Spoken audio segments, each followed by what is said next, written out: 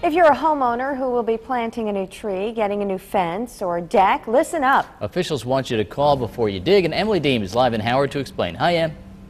That's right. Good morning, Rachel and Pete. Hi, everybody. You may be taking advantage of the nice weather, doing a little yard work, adding onto your home. But like Rachel said, officials want you to call before you dig. I have Mark Wesolowski, who is here with me with WPS. Mark, good morning to you. Good morning. This area we're in is pretty congested. People may not know what's underneath. Tell me about the space we're standing in right now in Howard. Well, right now we have, this front yard has some buried electric. We have cable and telephone, and there's also a hydrant out front of this yard also. So if someone was going to call, first off, let's make sure people know this is state law to call, right? Yes, it is. And it's a free call. Okay. Tell me what the Diggers Hotline is for people out there to know. Diggers Hotline is a call center for individuals who are digging in Wisconsin. It's a free call. Call 811 and you will get contacted with the call center in Milwaukee, and they will take all your information to get your digging requirements. If this is a law, whose responsibility is it to call 811 before any digging happens? It's actually the responsibility of the person doing the digging.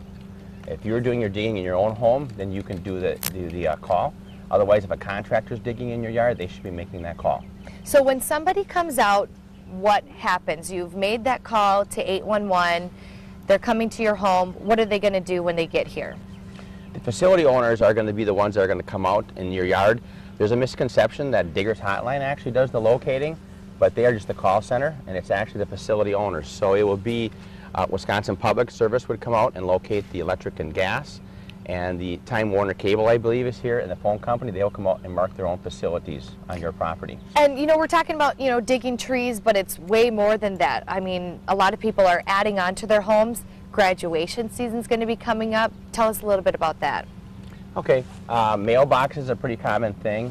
Trees you mentioned before, and graduation. A lot of people don't believe that when you're not actually digging, but you're pounding in stakes. And the steel pins that people put in to put their tents up, they can drive down the ground 2 or 3 feet, and those can hit any one of the facilities. So you need to make sure you call that in.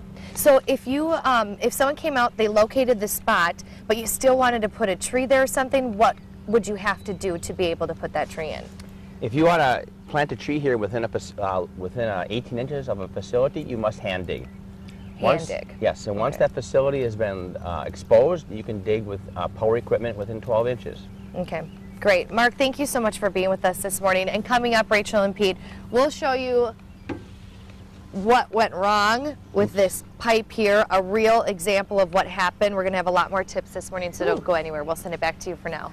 All right, thanks, Em.